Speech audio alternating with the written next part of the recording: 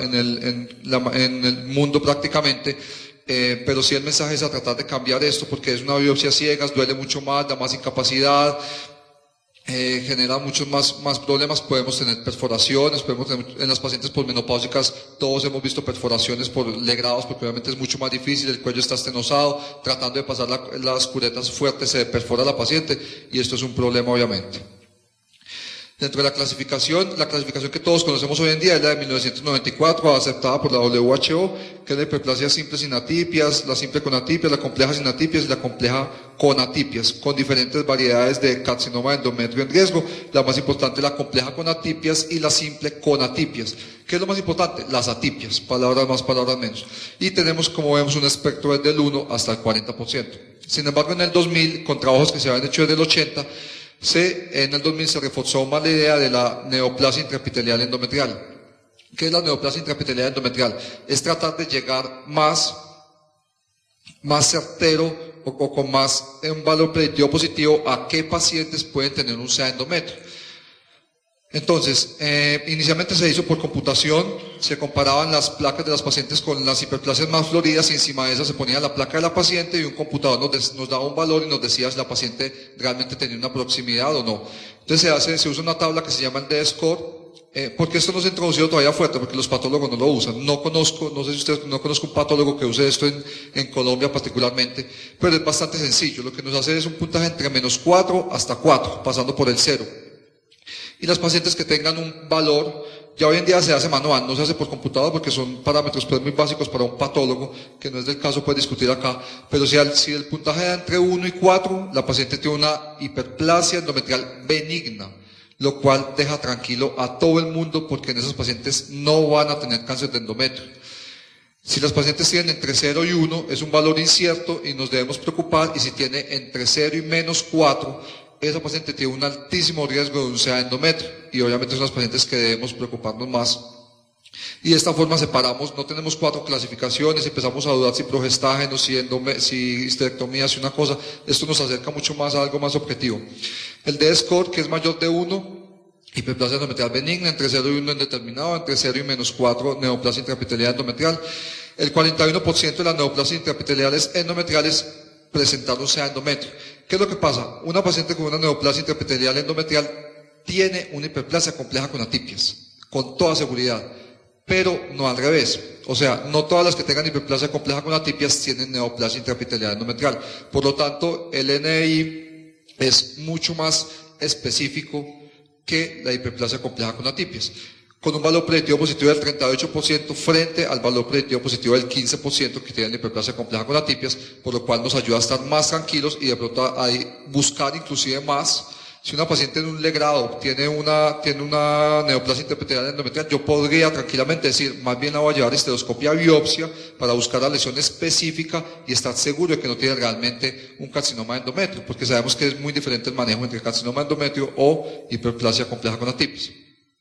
Entonces se hizo un estudio prospectivo rápidamente de 132 hiperplasias con 11 SEA de endometrio, de las cuales una se derivó de una hiperplasia sin atipias y 10 de 61 pacientes con hiperplasias atípicas. Cuando se les aplicó el D-Score, las pacientes, hubo 86 pacientes que tenían hiperplasia benigna y ninguna tuvo cáncer de endometrio. Ninguna de esas pacientes clasificaba para carcinoma. Una de 20 pacientes incierto tenía cáncer de endometrio y 10 de 26 frente a 10 de 61, como les había mostrado previamente, tenían cáncer de endometrio. Entonces la especificidad es mucho mayor.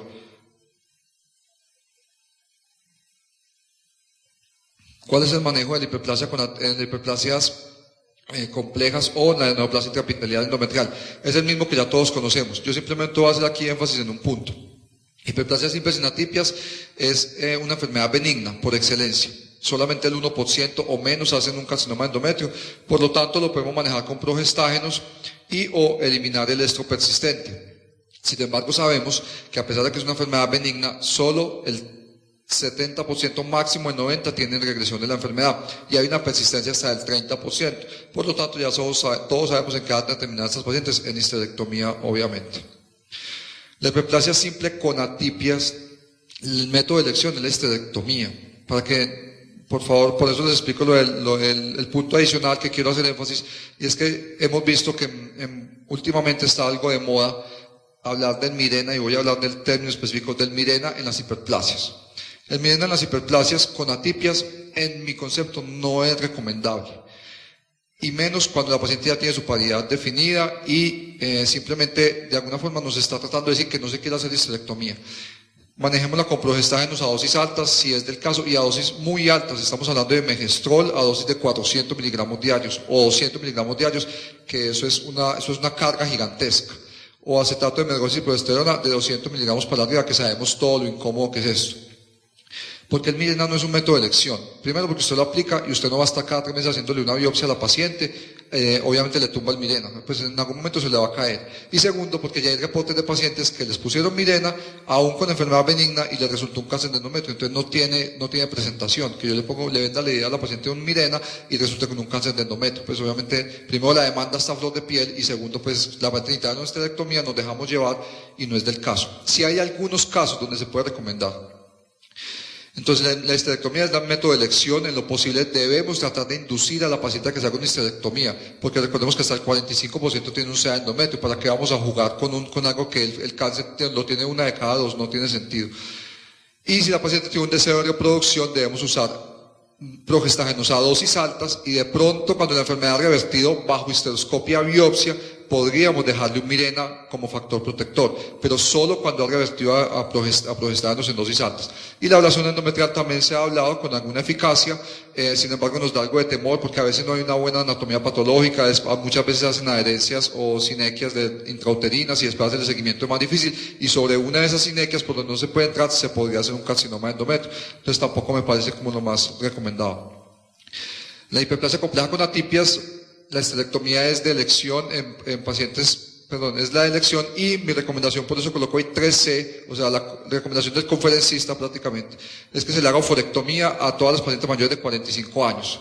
¿Por qué? Porque si bien sabemos que tienen problemas, que las vamos a dar menopáusicas y esto, recordemos, y otra vez les hago el énfasis, 1 de cada 2 a 1 de cada 3 pacientes va a tener un carcinoma endometrio. Cuando usted tiene un carcinoma endometrio y la histerectomía simple, eso es un problema para los oncólogos.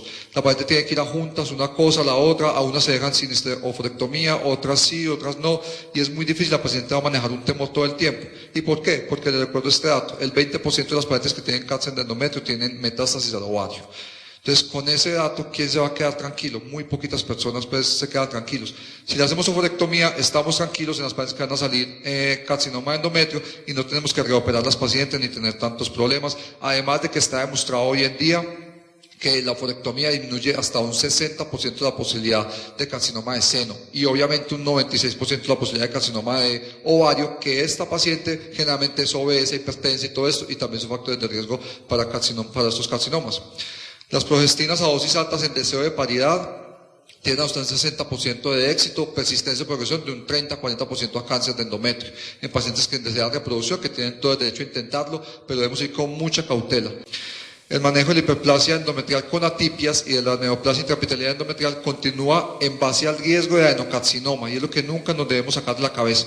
Y por lo tanto, el manejo estándar tiene que seguir siendo la histerectomía por donde la quiera hacer, pero histerectomía.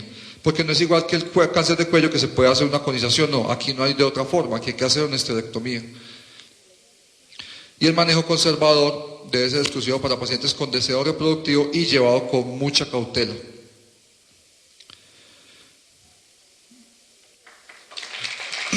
Gracias.